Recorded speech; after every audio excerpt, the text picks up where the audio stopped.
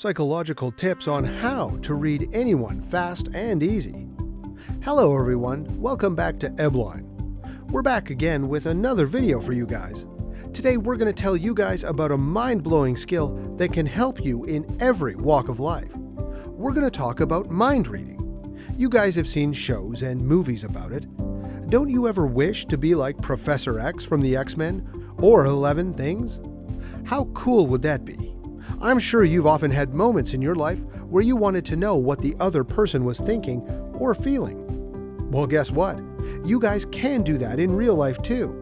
Mind reading can be done in real life too. It is a skill that can be taught, and if someone is good at it, the advantages are uncountable. So, stick till the end of the video to find out how to read someone else's mind. Before we get to the tips, I'm going to ask you guys a question.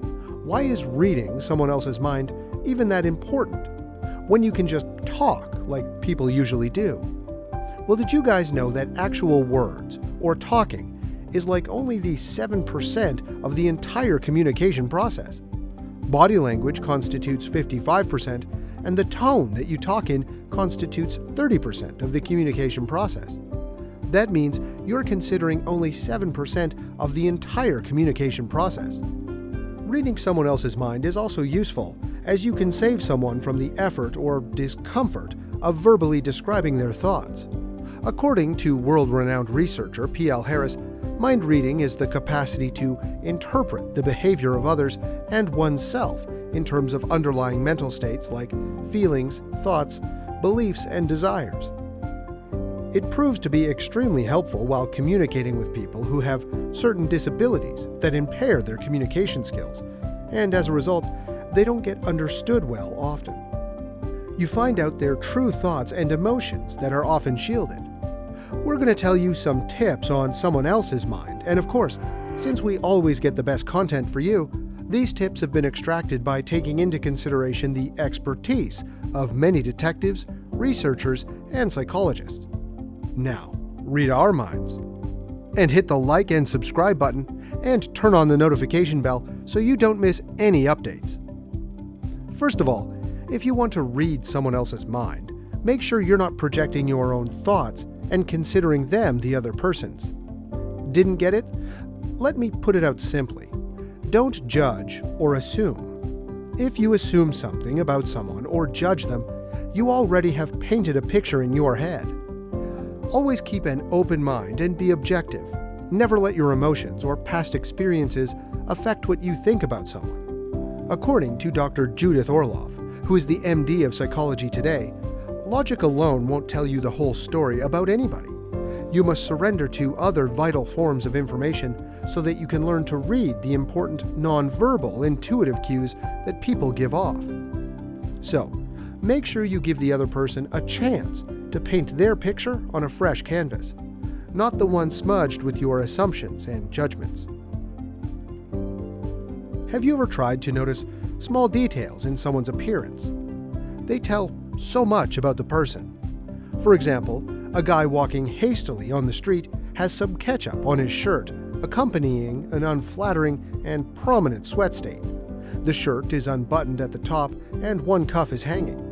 His hair's messed up and sticking out in all directions, and he's running with a suitcase in one hand and a phone to his ear. What does this tell you? You noticed the details. They paint a little story. Now connect the dots.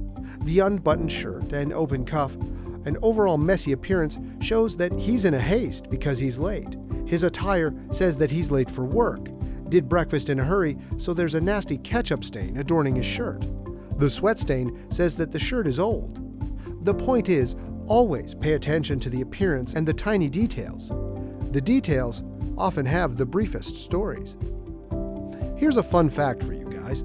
Research shows that while the faces of happy people take on a V shape, with eyebrows and mouth turned up, angry people's faces form more of an X, with eyebrows and mouths turned downward. So watch out for all those X's and make sure people around you have V-shaped faces. Another tip to read someone's mind is to observe their posture. Is the other person leaning in? Well then, it means he's interested. Wait, is he avoiding eye contact? That's a sign he's hiding something or is scared to tell something? Is his back straight? Do his shoulders tell you that he's attentive? You might have noticed this in schools and other educational institutes. Teachers often use this trick to point out kids who are actually attentive and are listening to the lecture, or the ones who are daydreaming in class.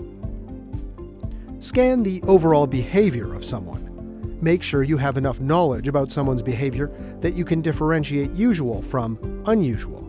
For example, your colleague is usually quite cheery and talkative. She seems to be a little jittery today.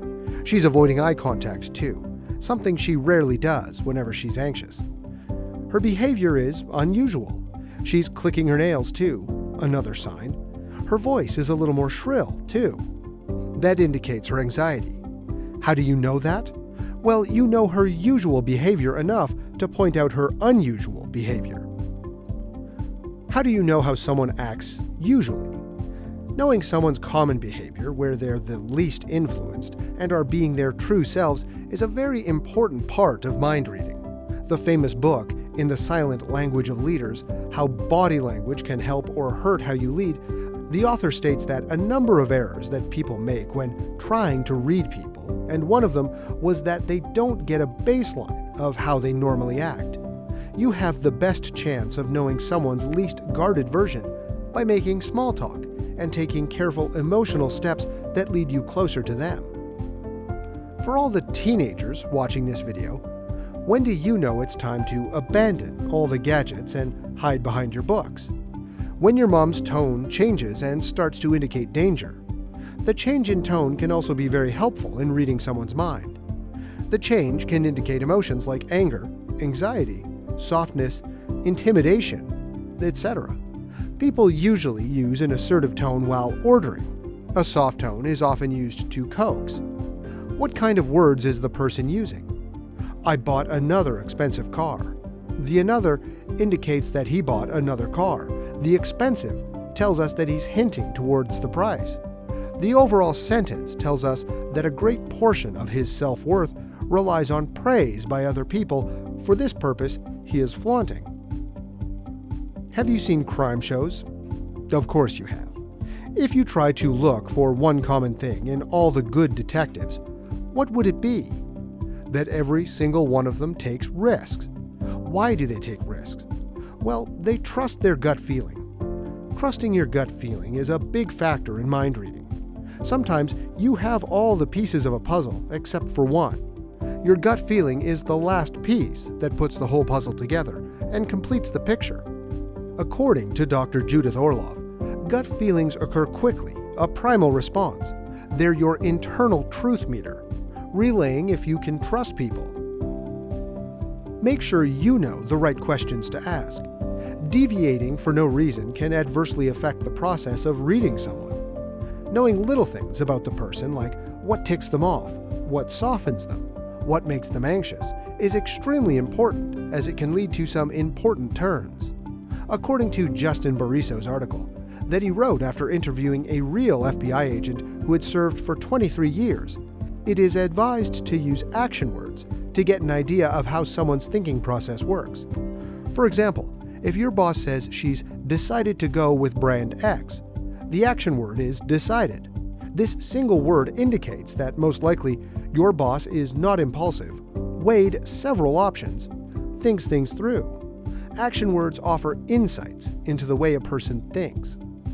Also, did you guys know that there's a Chinese word, qi, that means vitality essential to health? In English, we use the word vibe for it. The modern phrase, passing the vibe check, is also quite important while reading someone's mind. Does the guy pass the vibe check? What are his vibes? Does he radiate comfort, uneasiness, intimidation? Or does he seem to be cold and distant? Never miss the vibes. Yes, noticing the tone, the posture, the tiny details is very important. But did I mention that the face alone can have a million details that tell so many things? Deep frowns on the forehead indicate overthinking. Crow's feet indicate happiness or laughter. Quirked up eyebrows indicate anger or curiosity. Half-opened eyelids indicate lack of interest or sleepiness. There are so many details about one's mind etched on his face. Remember how Tony Montana, in Scarface, said, "The eyes, Chico, they never lie." Well, he might be onto something because they really never do. According to a blog by Scientific American, the eyes are said to be indicators of truth or lie. They can tell like and dislike as well. The dilated pupils are indicators for liking and arousal, so make sure to pay attention to eyes. Eye contact is one of the most important factors in trust development and mind reading. Comparing and contrasting behaviors also tells a lot about the backstory of them. For example, your colleague seems a little rough today. Her tone with you is harsh. Her eye contact with you has an accusative hint. You tried to observe her behavior with other people and found out that she's not like that with others. Her anger is specifically directed towards you. Why? Now, that's another story. But you see, comparing and contrasting her behavior with other people and her behavior with you pointed you in a direction. You found out that you're the sole target of her aggressive behavior. So that's another thing to keep in check when you're analyzing someone else's mind. Appearance, once again, but this time it's a little directed towards the clothing or the accessories. Any chains around the neck? What's the chain like? Has a letter in it? Might be from a loved one, or indicates the name of the person. Does it have a cross? Might indicate the person's religious background. What is the person dressed like? Casual or for work? Are the clothes ironed and cleaned, or are they sweaty? Sweaty clothes indicate that the person sweats a lot. Why? Maybe because it's just a habit, or maybe the person is worried about something. As I've mentioned before, small details paint a big picture. Clothing and appearance can be that small detail too. Identities. They're extremely important in a person. Richard Grant once said that the value of identity, of course, is that so often with it comes purpose. Now, as a mind reader, we're concerned with that purpose. That purpose plays a part in whatever's going on inside the head of a person. Identities are deliberate signals about personal information for others. Sam Gosling, a personality psychologist at the University of Texas, writes in his book, "Identity claims are deliberate statements we make about our attitudes, goals, values, etc. One of the things that are really important to keep in mind about identity statements is because these are deliberate, many people assume we are being manipulative with them, and we're being disingenuous. But I think there's little evidence to suggest that that goes on. I think, generally, people really do want to be known. They'll even do that at the expense of looking good. They'd rather be seen authentically than positively if it came down to that choice." Last, but not the least, make sure to notice goosebumps, if you have any. They indicate the effect someone has on us. The effect might be fear, motivation, inspiration, or shock. Goosebumps are a way of your body communicating with your brain, so make sure you never ignore them. They usually happen when someone resonates with you or strikes a chord in you. Just like other skills, the skill of mind reading also requires practice. Observe your surroundings. Try to watch TV or movies on mute to see how good you are at figuring stuff out. Try whatever I've told you guys in this video on people around you. It'll make you better at mind reading. Every person is a different experience. The more people you try to read, the more experience you get. The better you become at mind reading. Okay guys, so that was all about today's video. I hope you guys liked it. I'm sure you guys learned some interesting things about mind reading and other things that are related to it. We'll be back soon with another video. Until then, take care.